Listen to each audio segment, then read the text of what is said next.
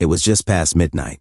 The rain had started as a light drizzle, but now it was relentless, slicking the sidewalks, turning alleyways into black rivers. I was walking home alone after a double shift at the diner, shoes soaked, jacket clinging to my skin, and nerves on edge. I always took the same path, Elm Street to 5th, cut through Jefferson Alley, and straight to my apartment. Everyone said I shouldn't walk alone at night. But what were my options? Pay for a cab with tips I barely earned? Wait an hour for the last bus, hoping it didn't skip my stop like last time? No. I just walked faster, kept my keys in my hand between my fingers like my mom had taught me. Better to be ready, she used to say. The streetlights flickered like they were struggling to stay awake. The diner's neon sign faded behind me. The neighborhood was quiet, too quiet. The kind of quiet that doesn't feel safe, just abandoned. I pulled my hood tighter. My footsteps echoed off the brick walls. Then, just as I turned into the alley shortcut behind the laundromat, it happened. A hand shot out from the shadows.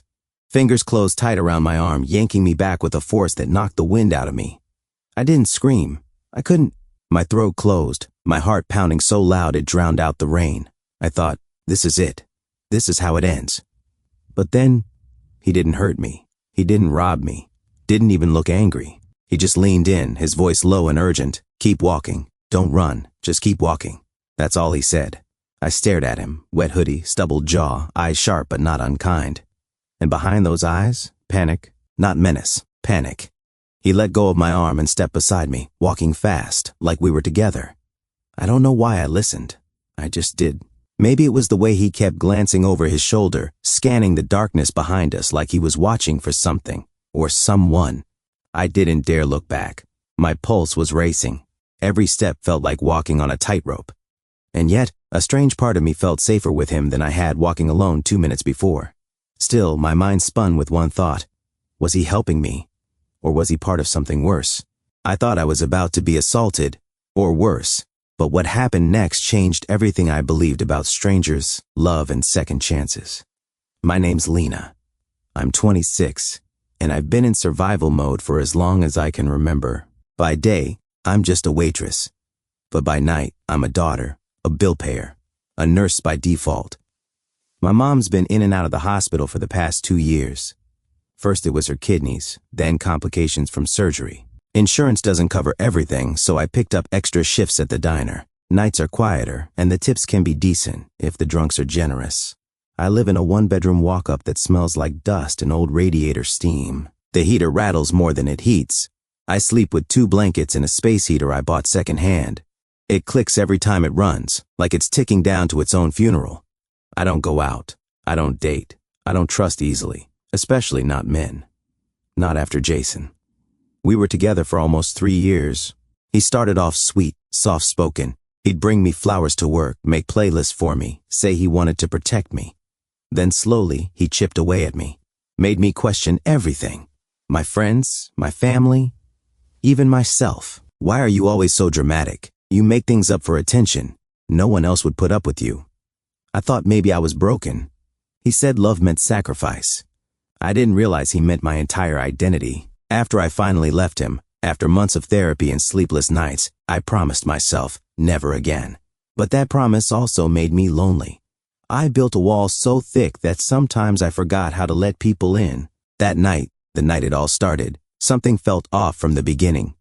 At the diner, I couldn't shake this weird, crawling feeling, like someone was watching me. Even when the booths were empty, I felt eyes on my back. And then I saw him, a man sitting across the street in the shadow of the bus stop, hoodie pulled low, hands in his pockets. He wasn't panhandling. He wasn't waiting for food. He didn't even move, just watched. I kept glancing out between refills and credit card swipes. He was still there for over an hour. I tried to brush it off. I mean, who hasn't seen a creepy guy loitering at night in this city? But something about him gave me chills. Not because he looked threatening, but because he looked like he was waiting. For what, I didn't know. Now, walking down that dark alley later that night, with rainwater soaking my jeans and keys gripped tight in my palm, I kept thinking about him. And I couldn't help but wonder, was that the same man who just grabbed my arm? We were in the alley, the part where the light from the street lamps barely touched. My heart was hammering, legs frozen, body tense like it knew what was coming before I did. That's when I felt it. A hand, rough, sudden, tight around my arm. I turned, ready to fight, scream, stab with my keys if I had to. But then I saw his face, the man from earlier, close up now, hood down, eyes wide, not with anger, but urgency, panic. "Keep walking," he said, voice low and clipped. "Don't look back, just trust me." And that's the moment I couldn't explain, not then, not even now. Something in me said, go, obey. So I did. He moved beside me fast, matching my pace, glancing behind us like he was expecting something, or someone. He didn't touch me again, just stayed close, protective, alert. Every instinct screamed run, but I couldn't outrun whatever was happening, and part of me knew I'd already been in danger before he grabbed my arm.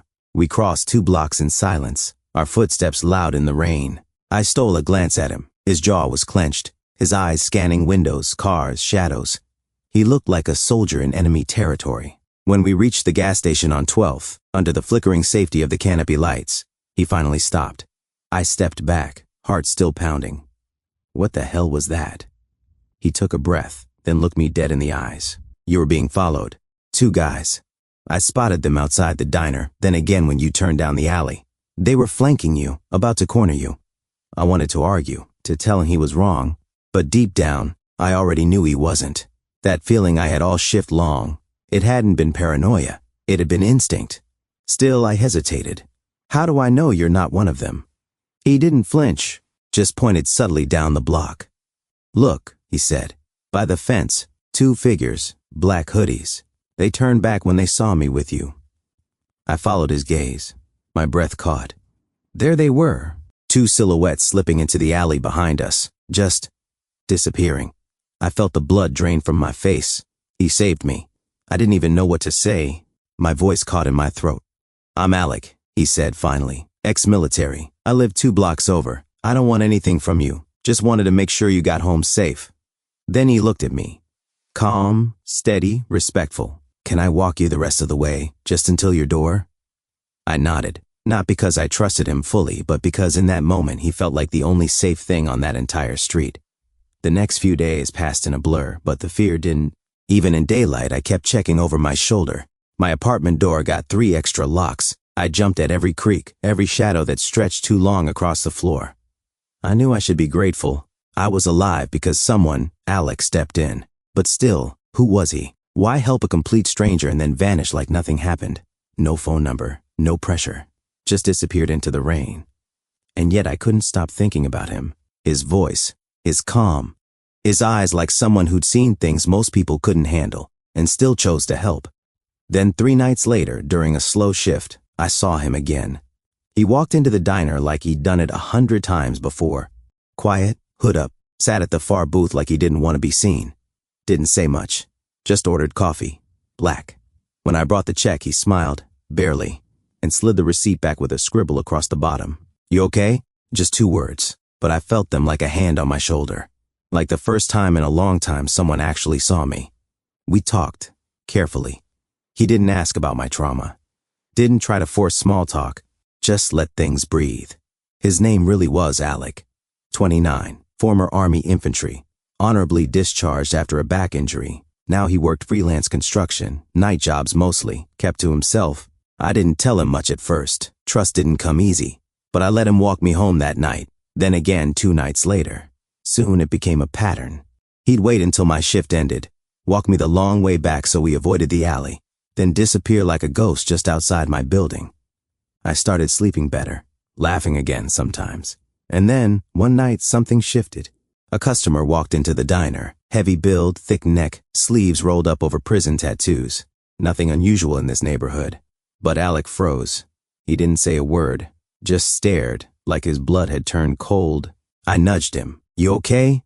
He nodded too quickly, said, "I think I know that guy, from a bad part of my past." Didn't elaborate, changed the subject, but I couldn't stop thinking about it. What kind of bad past? And why did he look more scared than I'd ever seen him, even in that alley? That night, after he walked me home, I didn't go inside right away. I watched him disappear down the street, and something twisted in my gut. I trusted him, but what if I shouldn't? I couldn't shake it. That look on Alec's face when that guy walked into the diner, it wasn't just discomfort, it was fear, recognition. Like a memory clawed its way back into the room with him. The next night, I didn't wait for him to bring it up. We sat on the bench outside my apartment. No one else around, just the buzz of the street lamp and the distant sound of tires on wet pavement. I finally said it. What really happened in the army, Alec?